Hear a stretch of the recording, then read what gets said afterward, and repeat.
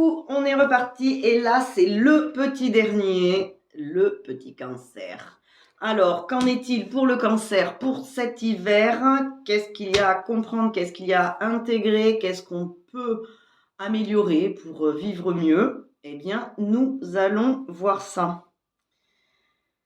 Alors, je demande l'autorisation de procéder au transfert de l'énergie du signe des cancers sur ma mamèche. L'autorisation, c'est oui. Par changement du muscle indicateur, montre-moi que le transfert est réalisé. Ok, je suis l'énergie du signe des cancers, c'est oui. Je suis Adeline, c'est non. Parfait. Bon, eh bien, qu'est-ce qu'il y a à comprendre? On va laisser la parole à l'énergie. Maître du cœur, cœur, estomac, triple réchauffeur, intestin, grêle, vessie, rein, rate, poumon, foie, vésicule biliaire, gros intestin, foie. Bon. Fois, ça nous parle de changement. Il y a des difficultés face au changement. Chez les cancers, on va voir dans quel domaine. Globalement, c'est vrai que c'est pas évident de changer les choses, mais ici, le changement, il est à interpréter comme une amélioration. On ne change pas nous-mêmes, nous ne changeons pas en nous détériorant. Une plante ne change pas en poussant à l'envers. Ici, c'est comprendre que le changement, c'est l'évolution. Hein. Tout changement, la chenille change et se transforme en papillon. Un gland change et devient un chêne. Voilà, le changement, c'est toujours pour du mieux. Hein. Mais il s'avère qu'on ne voit pas encore les choses comme ça. Du moins, c'est la fragilité du cancer en ce moment, pour cet hiver. Allez, on va aller voir dans quel domaine. Physique, éducation, relations, émotions, spirituelles. 1, 2, 3. Je discerne facilement le bien et le mal, c'est non. Bon, ce qui est bon ou pas bon. Hein, ce qui est bien ou pas bien. Alors, vis-à-vis de nous, bien évidemment. C'est pour ça qu'il y a peut-être difficulté. Hein, si on est tourné vers l'extérieur, si on est tourné vers les autres, on en a perdu toute notion de ce qui était bon ou pas pour nous. Et que on ne sait plus. Donc, soit on reste, en fait. Je pense qu'on reste dans un schéma, puisque si on a des difficultés à changer, c'est qu'on reste à notre étape précédente. Hein, donc, on ne devient pas un chêne, on reste soit une petite pousse ou on reste au stade de graine, hein, de gland, ou soit on reste en chenille et non pas en papillon parce qu'on ne sait pas ce qui est bon ou pas. Là, ce qu'on vient récupérer, c'est la capacité à discerner facilement le bien et le mal. Là, ça va être le yin et le yang, le jour et la nuit, on discerne. En plus, là, on est vraiment sur le côté spirituel. C'est-à-dire, en fait, on ne s'en remet pas à son âme qui, elle, sait. Au fond de nous, on sait ce qui est bon et ce qui n'est pas. Bien évidemment qu'on sait que faire du mal à quelqu'un, ça ne nous apporte pas du bien-être. Hein.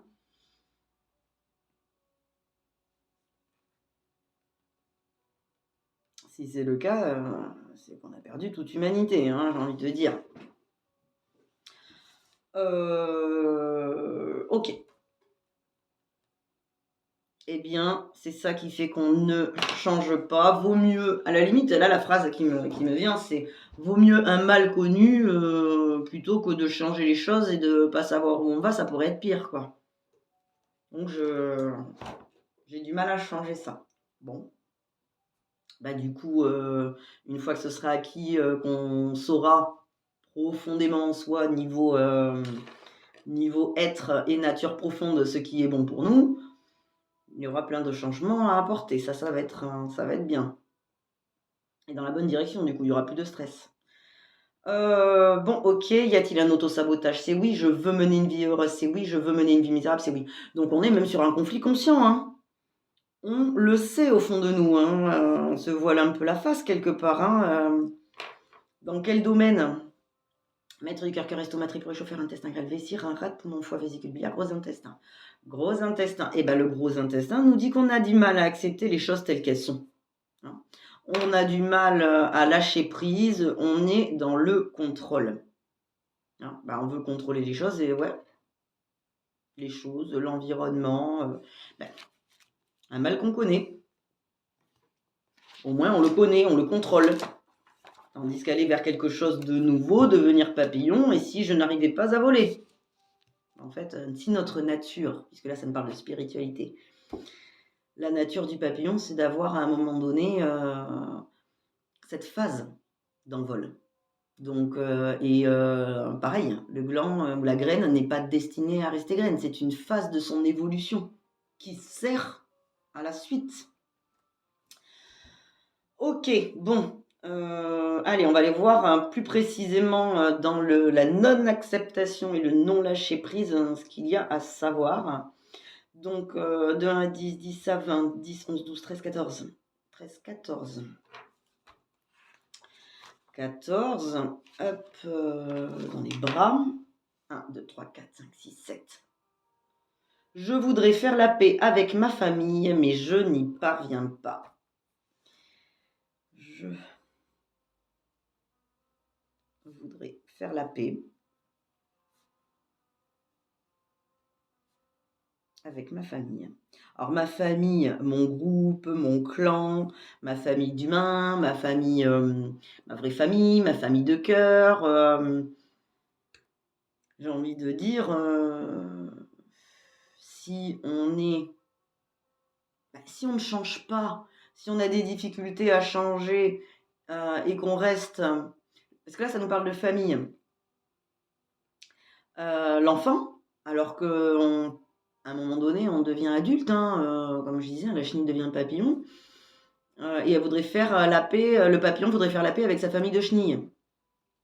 Bah, c'est qu'à un moment donné, peut-être que, ici, ce qu'il y aurait à accepter, c'est que c'est peut-être pas si on n'y arrive pas, c'est que peut-être le destin, c'est de laisser chacun responsable de ce qui se vit, hein, que ce soit au sein du clan, au sein de la famille, au sein, du groupe,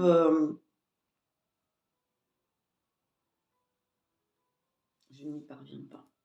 Je vais quand même la noter en entier, hein, parce que je peux m'en souvenir.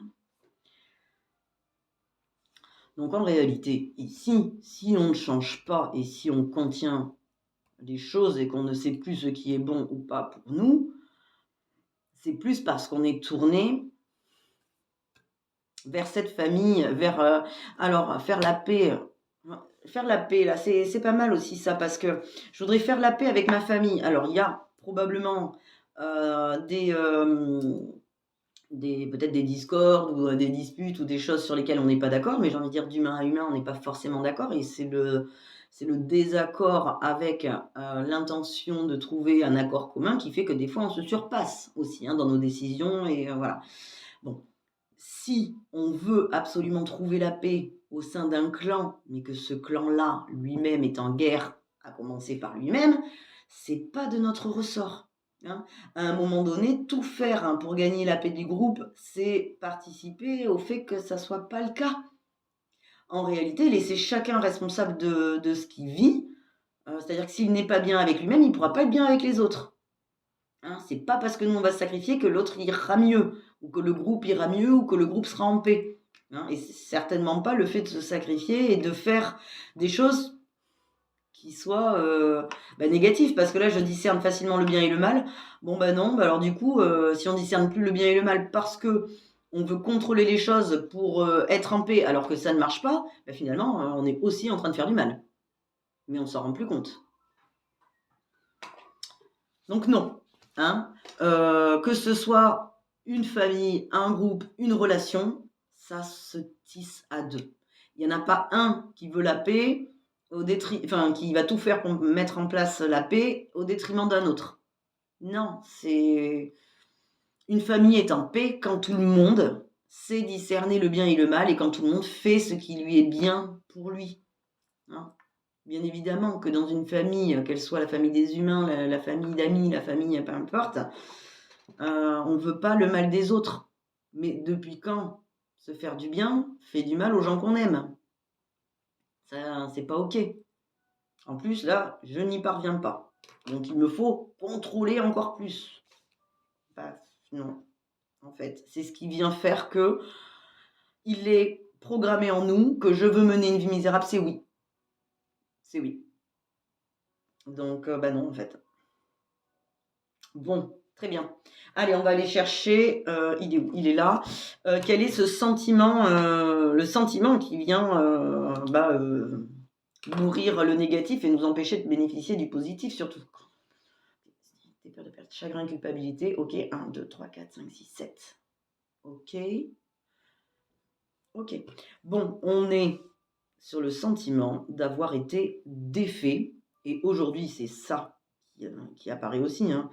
C'est-à-dire que je ne sais plus discerner facilement le bien et le mal parce que je suis complètement défait, déconstruit, battu, démonté, voilà. Bon, clairement, la famille, ça ne lui apporte pas non plus la paix que d'avoir des membres, hein, de la famille, du groupe, du clan, qui soient complètement, battus, défaits, déconstruits, hein, ça ne peut pas. Par contre, en revanche, comme les Legos, hein, si on est complètement déconstruit, bah, c'est à nous de nous construire comme ce qui est le mieux pour nous, discerner facilement de quelle manière on veut être nous et là, au moins, même si on n'est pas responsable de la paix du groupe, on ne nourrit pas, le fait, la culpabilité et le chagrin que le groupe a de nous voir comme ça, dans tous les cas. Et on permet à chaque personne de la famille et du groupe, de se déconstruire des attentes du groupe ou de la famille et de se reconstruire en fonction de ce qui est bien pour lui, tout seul. Et ainsi, on est tous libres d'être ensemble, libres de s'aimer, libres de partager un moment et libres de choisir entre la paix ou le conflit aussi. Bon, alors, le chagrin et la culpabilité, ça appartient au passé, hein. Ça fait écho au fait d'avoir essayé, d'avoir tout donné pour satisfaire les attentes et les critères des autres, hein. Ça nous parle beaucoup de l'enfance, d'avoir fait le nécessaire pour, d'avoir fait tout ce qu'on pouvait, hein, pour être la fierté de nos parents, pour peut-être pas qu'ils se disputent, pour que ça soit la paix, pour qu'on soit gagnant-gagnant et que, les résultats ne sont pas ceux espérés puisque bien évidemment les gens ne peuvent pas nous donner ce qu'ils n'ont pas. C'est-à-dire que si eux sont en guerre avec eux-mêmes, ils ne peuvent pas créer de la paix. Si eux ne s'aiment pas, ne peuvent pas nous aimer. Donc on n'est absolument pas responsable. Aujourd'hui, c'est se dire que, OK, j'ai été au bout parce que des faits, ça veut quand même dire que j'ai vraiment essayé beaucoup, beaucoup, beaucoup jusqu'à me presque tomber en morceaux. Bon, c'est pas le bout du bout, mais on est quand même pas loin. C'est-à-dire qu'après des faits, il y a la ruine. Il reste encore un stade. Le but, c'est pas quand même d'aller jusque-là, hein, non plus, c'est pas vraiment le but. Mais le côté positif, c'est qu'on a essayé. J'ai envie de dire, ici, ce qui apparaît, c'est que je voudrais faire la paix avec ma famille, mais je n'y parviens pas. Donc, correspondre aux attentes et aux critères des autres, leur apporter tout ce qu'il leur faut pour qu'ils soient heureux. Et en fait, j'ai été jusqu'à complètement me déconstruire et ne plus savoir, ne plus discerner facilement ce qui était bon ou pas bon pour moi. OK, du coup, est-ce qu'on est pile poil en face? Oui. Je suis sincère dans l'égalité? C'est non. Bon, en fait, j'ai envie de dire que ça vient nourrir le fait qu'il n'y ait pas la paix. Si on manque de sincérité déjà envers nous-mêmes, on ne peut pas être sincère avec l'autre. Donc à chacun de voir, mais ouais, si on ne voit pas ce qui est bon pour nous, on va forcément pas voir ce qui est bon pour eux. Donc forcément, on va pas réussir à maintenir la paix dans la famille, hein. Et on va presque même, si on n'arrive pas à faire la paix avec la famille, parce qu'on n'y parvient pas, c'est ce qu'on a vu, que du coup, on aurait accepté consciemment de mener cette vie misérable, puisque de toute façon, on n'y arrive pas, mais qu'on veut contrôler quand même ça, hein, on l'a décidé. On ne les considère pas d'égal à égal, et probablement qu'on peut leur en vouloir ou leur reprocher, ou même si c'est pas ce qu'on dit, dans notre spiritualité, c'est-à-dire dans notre être profond, on se sent pas aimé comme on est, on se sent aimé parce qu'on se sacrifie et que même ça suffit pas et qu'à un moment donné, non, en fait, c'est perdant-perdant. Faut toujours se dire que soit c'est gagnant-gagnant, soit on est heureux ensemble et on est heureux à 2, enfin à 2 ou en groupe, hein, peu importe, mais en tout cas, chacun se rend heureux tout seul et offre ce bonheur à l'autre.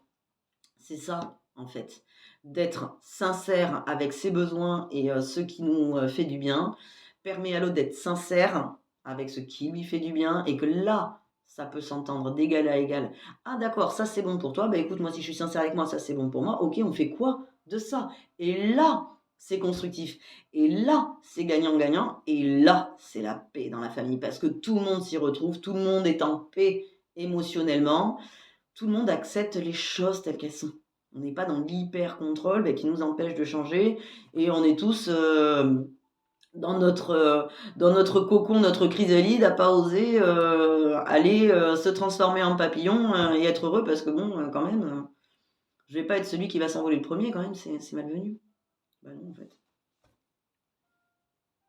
Être sincère aussi dans l'égalité, si on reprend le papillon, c'est être sincère avec le fait que, bah non, c'est mon moment aussi. Hein, c'est mon moment à moi de peut-être me libérer des conflits familiaux et de prendre mon envol et de devenir moi-même papillon. Le faire, pour moi, ça va permettre aussi au reste du clan de la famille de se dire, bah ouais, en fait, il ou elle a raison, on n'est pas obligé d'entretenir ce truc-là de je me prive, donc du coup je te prive, et puis du coup on reste là-dedans, puis personne n'arrive à trouver la paix parce qu'on est dans le sacrifice. Non, on peut chacun se responsabiliser et prendre son envol. Alors, c'est pas parce qu'on prend son envol qu'on va pas se retrouver à un moment donné sur la même fleur, bien évidemment. Mais ça sera par choix, du coup, et plus par obligation de devoir garder la paix. Bon, eh ben très bien.